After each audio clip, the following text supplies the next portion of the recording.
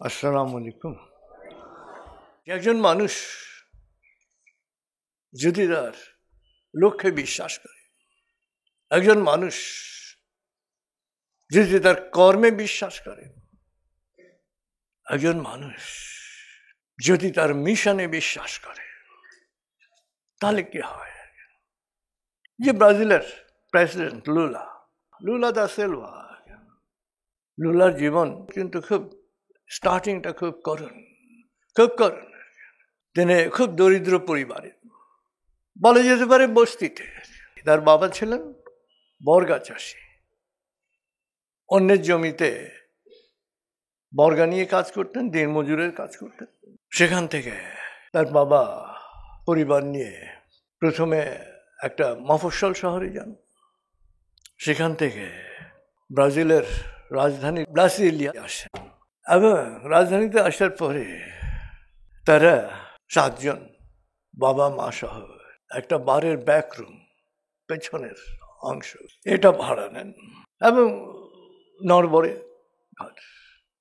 গভীর রাতে মাতালরা হয়তো ওখানে এসে পেশাব করছে বা আরো কিছু করছে।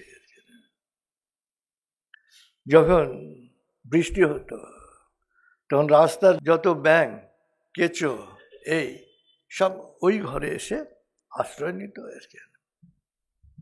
এবং দিনের বেলা তাদেরকে আবার সেইগুলো সব পরিষ্কার করতে হতো। তো আসলে এটাই বস্তির জীবন।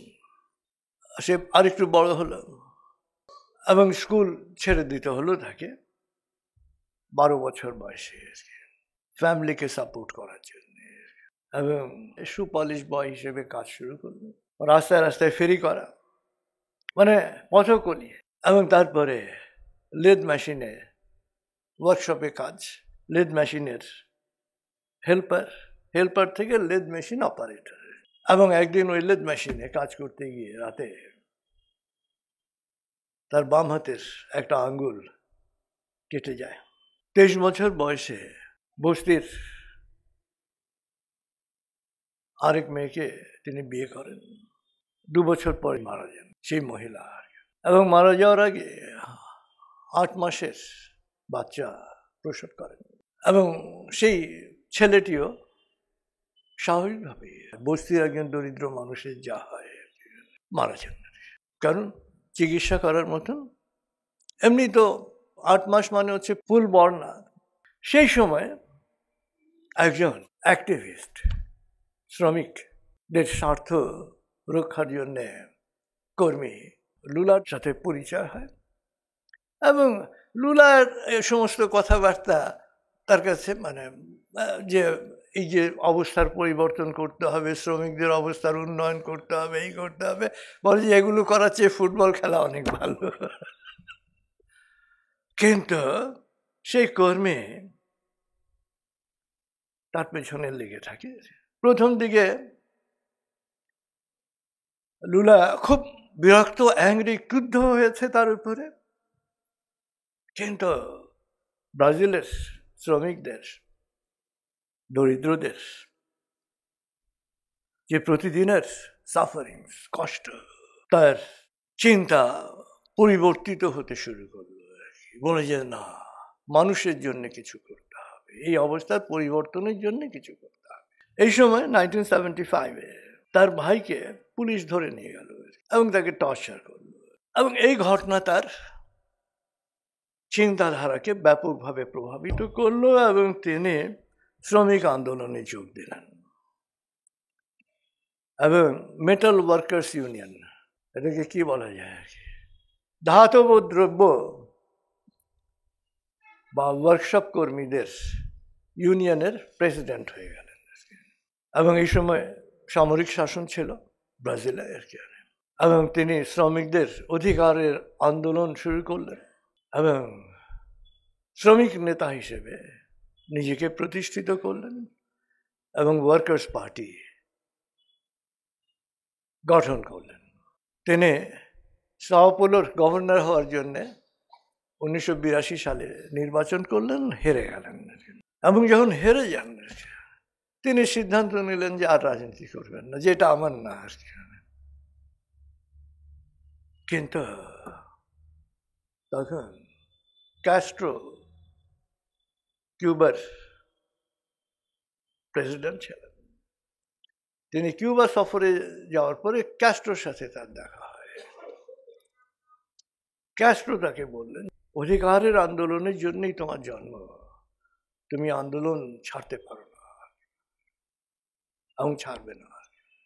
আসলে কিছু কিছু মানুষ থাকেন যাদের সামনে গেলে যে কেউ তার কথা দ্বারা প্রভাবিত হয়ে যায়। কেন? তারা বিশ্বাসের কথা বলেন, সেই বিশ্বাসের সাথে যে কেউ দ্বিমত করতে পারেন, সে তাতে কিছু আসে যায় না।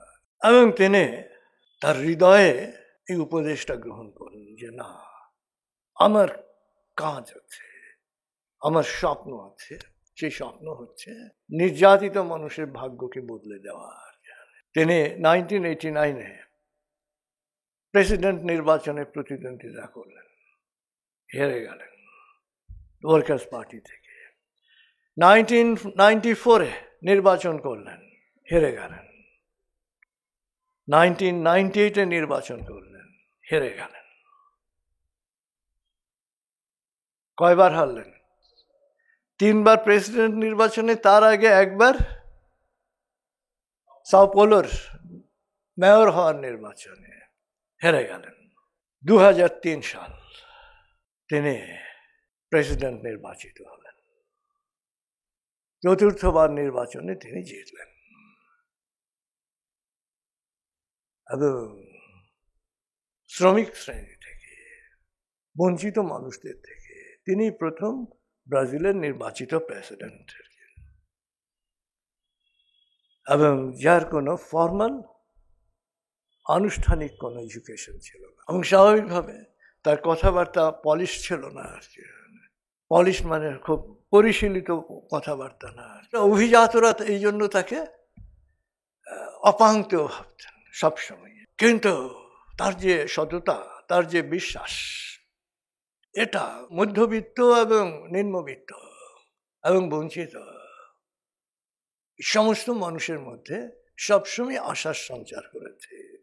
তো তিনি বলেছেন ব্রাজিলিয়ানদের, আমি প্রেসিডেন্ট হয়ে যে অনেক কিছু করে দিতে পারবো তা না, 3 বেলা খাবারের ব্যবস্থা করা, তাহলেই আমি মনে করব যে আমার জীবনের যে মিশন ছিল, এই মিশনটাকে আমি ফুলফিল করতে পেরেছি। এবং তিনি নির্বাচিত হওয়ার পরও এই কথাই বলেন যে মিরাকেল প্রত্যাশা করবে না, আমি আগে ব্যবস্থা করব যে 3 বেলা যাতে প্রতিটি ব্রাজিলিয়ান খাবার পায়, তারপরে উদ্যোগ নেব যে অসম্ভব সেটাকে সম্ভব করার। এবং তিনি আসলে অসম্ভবকে সম্ভব করেছিলেন। ব্রাজিলের অর্থনীতি পাল্টে দিয়েছিলেন এবং ব্রাজিলকে বিশ্বের একটা উদীয়মান অর্থনৈতিক শক্তিতে রূপান্তরিত করেছিলেন এবং 3 বেলা খাবার নিশ্চিত করেছিলেন যে প্রত্যেকটা মানুষ সে খাবার পাবে। আসলে সবসময় মনে রাখবেন, একজন মানুষের মূল শক্তি হচ্ছে শিক্ষার, মূল শক্তি হচ্ছে জ্ঞানের। এবং শোষকরা সবসময় যাদের শোষণ করতে চায় তাদেরকে শিক্ষা থেকে, জ্ঞান থেকে বঞ্চিত রাখতে চায়, তাদেরকে অজ্ঞ মূর্খ রাখতে চায়। তো লুলা যত গরিব পরিবার ছিল, মাসিক ভাতা নিশ্চিত করলেন। শর্ত হচ্ছে একটাই, সন্তানদের স্কুলে পাঠাবে, যে কাজে না পাঠিয়ে তাদেরকে স্কুলে পাঠাবে। যেহেতু দারিদ্র্যের মধ্যে বড় হয়েছেন, খুব প্র্যাকটিক্যাল ছিলেন, তার অর্থনৈতিক পদক্ষেপও প্র্যাকটিক্যাল ছিল। পরপর 2বার তিনি প্রেসিডেন্ট নির্বাচিত হলেন, 10 বছর প্রেসিডেন্ট হলেন। সংবিধান অনুসারে একজন মানুষ পরপর 3বার প্রেসিডেন্ট হতে পারবে না।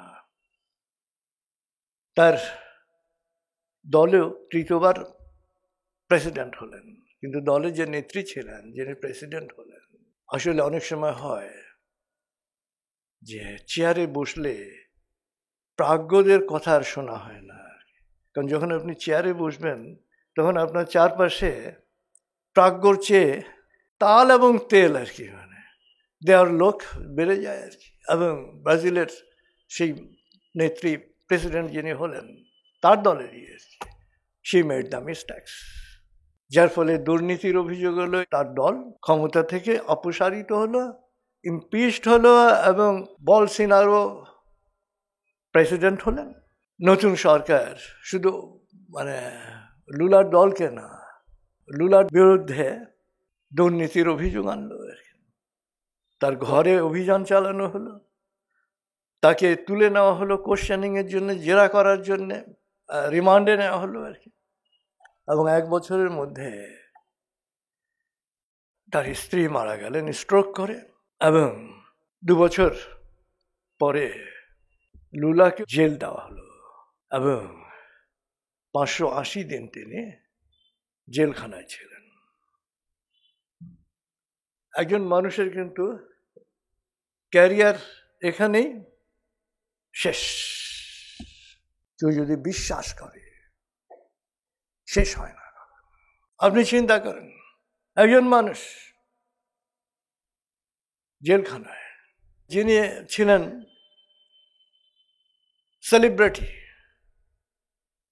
তাকে ক্রিমিনাল হিসেবে, অপরাধী হিসেবে অপপ্রচার, এবং জেলে যখন ছিলেন তিনি, তার 7 বছরের নাতি সেও মেনানজাইটিসে মারা যায়। স্ত্রী মারা গেল, নাতি মারা গেল। কিন্তু আসলে স্বপ্ন মরে না, মানুষ মারা যায়, দেহ মারা যায়, কিন্তু স্বপ্ন মরে না। তিনি তার স্বপ্ন, তার বিশ্বাস, সেই বিশ্বাসের জন্য জেলে বসেই কাজ শুরু করলেন। এবং যা 5 বছর আগে অসম্ভব মনে করা যে লুলা কখনো আবার রাজনীতিতে ফিরে আসবেন, ব্রাজিলের প্রেসিডেন্ট হবেন, অসম্ভব মনে করা হতো। যে আপনার ব্রাজিলিয়ার প্রেসিডেন্সিয়াল প্যালেসে তিনি আবার যাবেন, যেখানে সমস্ত অভিজাতরা এবং সমস্ত সেনাবাহিনী তার বিরুদ্ধে আবার প্রেসিডেন্ট হবেন। সেই অসম্ভবকে তিনি সম্ভব করলেন। কিভাবে? বিশ্বাস এবং কল্যাণ চিন্তা। তিনি বিশ্বাস করতেন যে আমি জেলখানা থেকে বেরিয়ে আসবো, এখন এই যে আমার প্রতি অন্যায় করা হয়েছে, এই যে অবিচার, এই যে জুলুম করা হয়েছে, মিথ্যা মামলা দিয়ে জেলখানায় পড়া হয়েছে, রিমান্ডে নেওয়া হয়েছে, এর ফলে তো ভেতরে একটা ক্ষোভ জমে মানুষের। না, যখন জেলখানা থেকে বেরোবো কোনো ক্ষোভ নিয়ে বেরোবো না।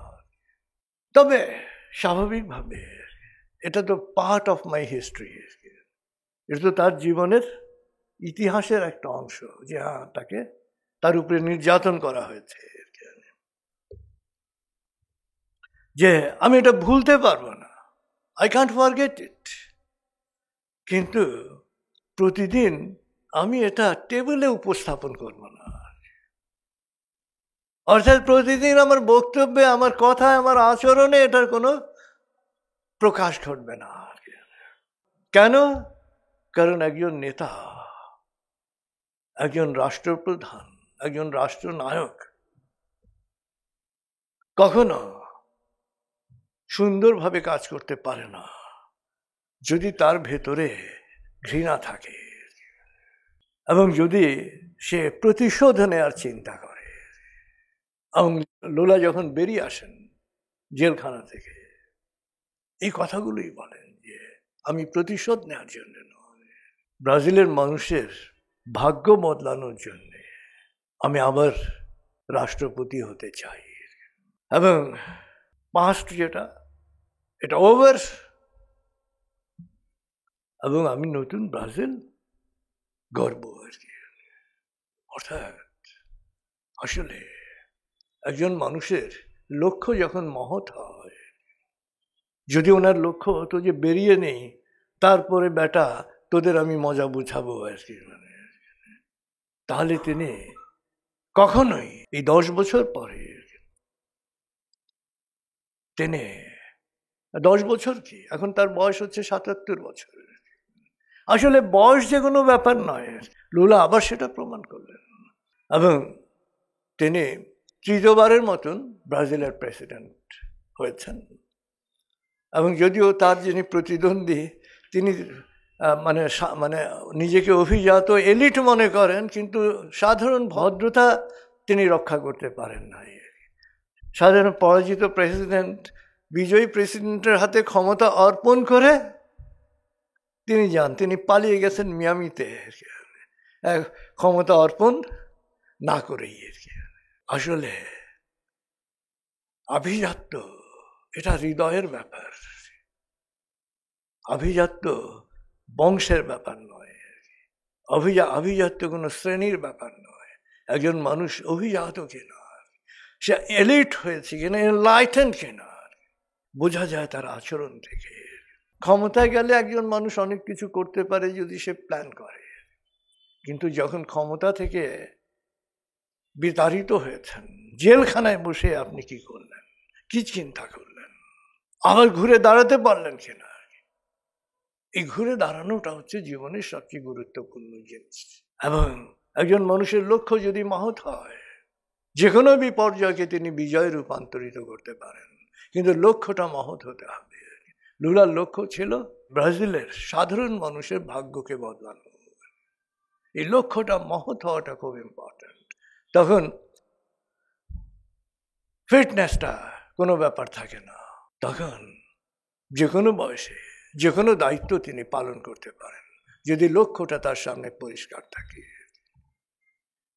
তো আসলে মহৎ লক্ষ্যকে আমরা সবসময় গুরুত্ব দিয়েছি, যে জীবনের লক্ষ্যটা কি, আপনি কতটা পারবেন, কত দূর যেতে পারবেন, এটা সবসময় নির্ভর করে যে আপনার জীবনের লক্ষ্যটা কি।